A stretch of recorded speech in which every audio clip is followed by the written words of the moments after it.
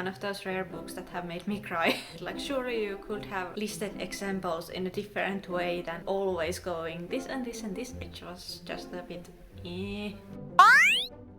Hi, it's Texi. Today I thought I'd talk about some books for once, because I've been on a bit of an audiobook binge for the past couple of months, and at least according to Storygraph I've read like, God, how many? Yeah, 10 audiobooks this year so far. I'm consulting my iPad a little bit because otherwise I wouldn't remember anything. Pretty much all of these have been non-fiction, so I thought why not have a chat about some non-fiction books that I have enjoyed, because I have enjoyed most of these. I think non-fiction is a fun genre to consume in audio format, because it's kind of like listening to like podcasts or something, especially memoirs. I really like listening to those, especially if they are read by the author, but that doesn't really matter if the narrator is good. I'll just go through this list in order. They aren't in the order that I have read them in, or I don't really know what logic this list follows, but I'll just go through them in the order they are in here. So the first book on this list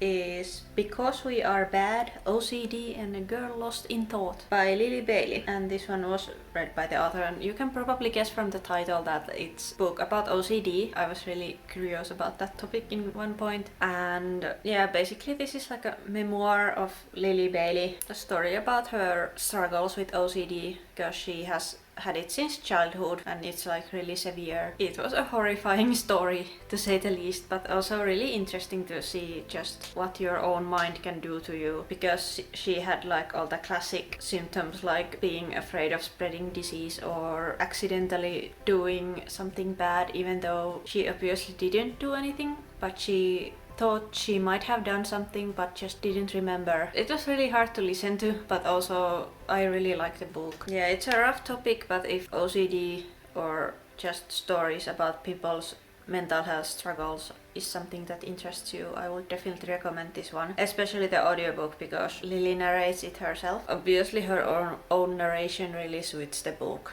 and like the mindset she's in. So yeah, I really recommend this one. The next book on my list is How to Keep House While Drowning, A Gentle Approach to Cleaning and Organizing by Casey Davis. This was a really short audiobook, but it had a lot of helpful advice. I think I heard about this from Read with Cindy, who also really liked this one. Even though in the author's case she's technically giving more advice on how to deal with keeping your home from succumbing to chaos and stuff while also being a mom, I think most of this advice is applicable to anyone who is just struggling with stuff like maybe ADHD or depression or anything like that that makes cleaning difficult, or just keeping things organized really difficult. It focuses on like the state of your home doesn't make you a failure as a person, and it's about like being kinder to yourself and like ways to clean without it making you feel absolutely overwhelmed by everything. Like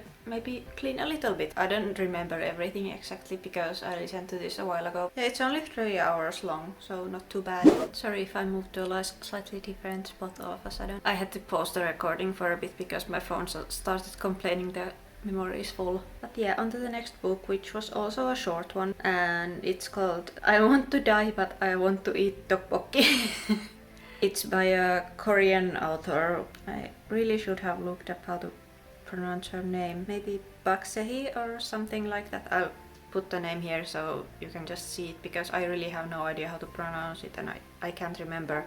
Basically, it was about her struggles with depression and anxiety. You're probably sensing a theme here. I've been listening to a lot of books about mental health. It's like a collection of her conversations with her psychiatrist. So it's also written like conversations, which was maybe a bit awkward in the audiobook format, because the narrator kept going like, psychiatrist says this, me says this, like on and on and on and on. But the discussions were really relatable for me. That's kind of what made me kind of enjoy this, because I had these moments of damn, I can relate to these really specific problems. Yeah, it's I guess it's sort of intended to also be a self-help book, but really I don't know if it's super successful in that, but it's still really interesting and the conversations make you think about stuff as well. Next up we have Educated by Tara Westover. This is easily probably my favorite book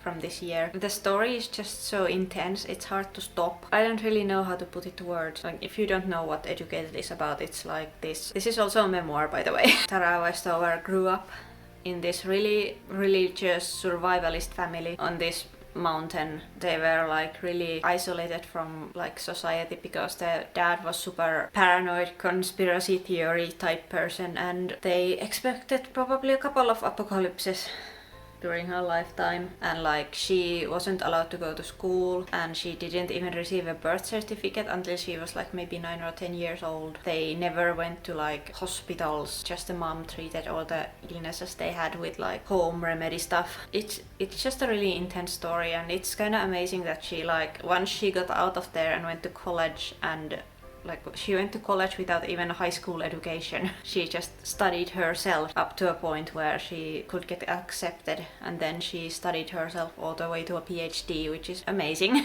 And like I'm so happy she and I guess a couple of her brothers got out of that life. This whole story is just, it's so well written, and it's just so wild to think about that this kind of stuff can happen. Like there's so many situations where herself or her brothers or her dad gets really badly injured or sick, and it's just really these are some lucky people because they somehow don't die. There's so many occasions where you think they might. Yeah, I really recommend this book, either as an audiobook or as a just a book you read with your eyeballs. Either way works. It's really good. It's really dark, but it's so good.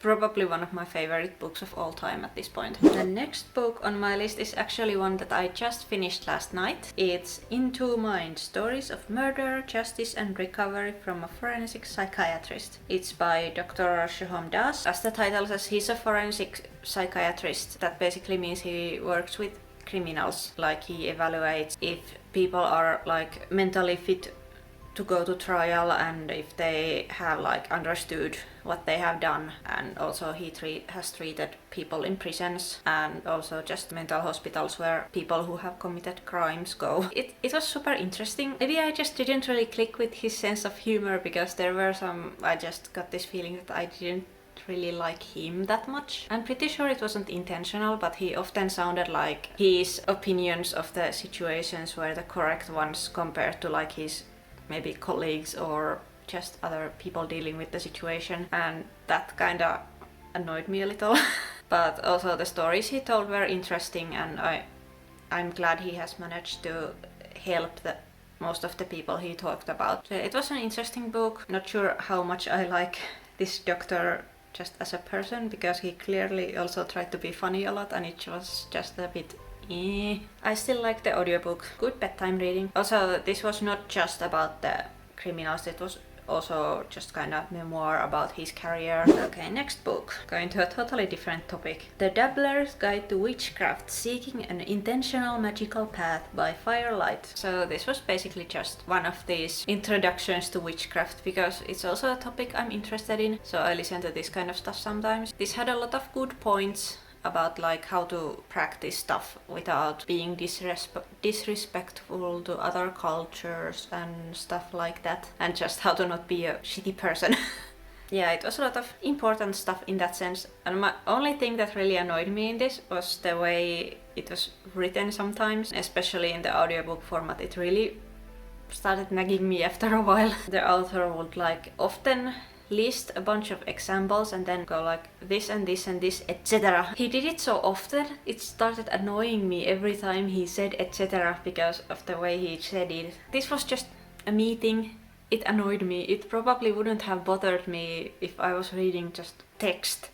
But when I was listening to it, it just started being one of those things that annoy me every time I hear it. Like, surely you could have listed examples in a different way than always going this and this and this, etc, etc, etc. So yeah, this wasn't my favorite. Topics were interesting and important, but just the writing annoyed me at times, and maybe he sounded a little condescending at some points as well. And the next topic, once again something completely different and totally random. I don't know even why I picked this up, but I liked it. It's called Like a Mother, a feminist journey through the science and culture of pregnancy by Angela Garbs. It was like part this person's own stories about pregnancy and motherhood, and also just fun facts about pregnancy that were really interesting. I'm a curious person. I like learning about this stuff because I think bodies are wacky machines. It's interesting to just hear how wild stuff they can do, like creating a whole person. I really like this book, even though it's not like really relevant to me right now. I learned a lot of things and I enjoyed it. Next up, another favorite from this year, which a lot of people have probably talked about because it's really popular. And that's I'm Glad My Mom Died by Janet McCurdy. I myself have not seen iCarly, where Janet McCurdy was an actress in, but this book was still super interesting and terrifying. She grew up with a really abusive mother who forced her into acting and just really controlled every aspect of her life. It covers a lot of stuff like mental health struggles and obviously the emotional and physical abuse and like eating disorder, everything that comes with this kind of dark stuff. It feels so weird to say I enjoy this kind of books because obviously these are real things that have happened to real people, but I like hearing these stories because it's still people who have survived this stuff. So it's like great to hear that they have dug themselves out of these really shitty situations and like come out on top to tell their stories. It was a good book. It's written in an interesting way because it's like these moments, vignettes, instead of like just more linear story. Although it's still linear, but it's like these moments. This was also a weird one in the sense that I actually had to slow down the narration because she spoke so fast. It sounded like she was like already sped up. So I had to slow the narration down so it sounded like normal to my ears. Next up is actually the first book I read in 2022, and that's Crying in H Mart by Michelle Zoner. This is also a story by a daughter whose mom died. Michelle's mom was Korean, so Michelle herself is half Korean. I guess her relationship with her mom was maybe a little strange when she was younger, and then the mom got cancer and then she like was helping her mom get through that, and well, she didn't make it sadly. And it's also just a lot about how the mom like showed her love through making food, and Korean food is still really important to Michelle, and that's where the title of the book comes from as well, because H Mart is like a store that sells Asian food. Like shopping at that store makes her think of her mom. So it's like about her identity as like half Korean person growing up in America, and part of her life and identity being in Korea and her mom being like the only connection there. It was a really sad story. One of those rare books that have made me cry. Also, Michelle is a musician.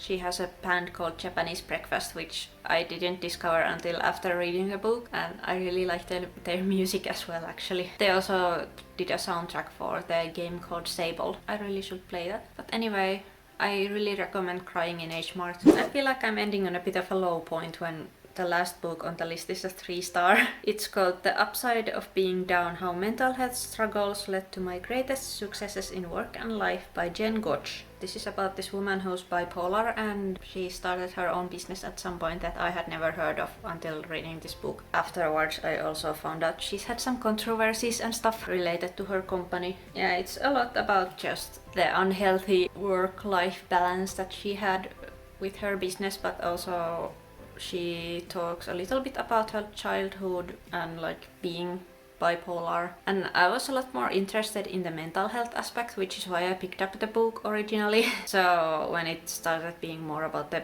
business, I maybe lost interest a little bit. It was okay, it just wasn't really about the topics that I was like genuinely interested in. It was just So yeah, my highlights from this list are definitely Crying in H Mart, I'm Glad My Mom Died, and Educated. So those are ones I would highly recommend. This has been a very audiobook heavy year because I've just been struggling with my own stuff. I guess that's why I've been so attracted to mental health books in general, and also audiobooks help me sleep. I always listen to audiobooks in bed because like when I'm listening to them, I'm not holding my phone, so I'm not looking at a screen. I'm just lying in bed with my eyes closed, so it's a lot easier to relax. Unless the book happens to be really good and I can't stop, then I'm fucked. I hope you got some recommendations out of these, because there were definitely some really good ones. If you haven't picked them up yet, I highly recommend. Most of these are available on Scribd, So I'm just gonna leave my 2-month free trial link in the description if you want to listen to those as well and want a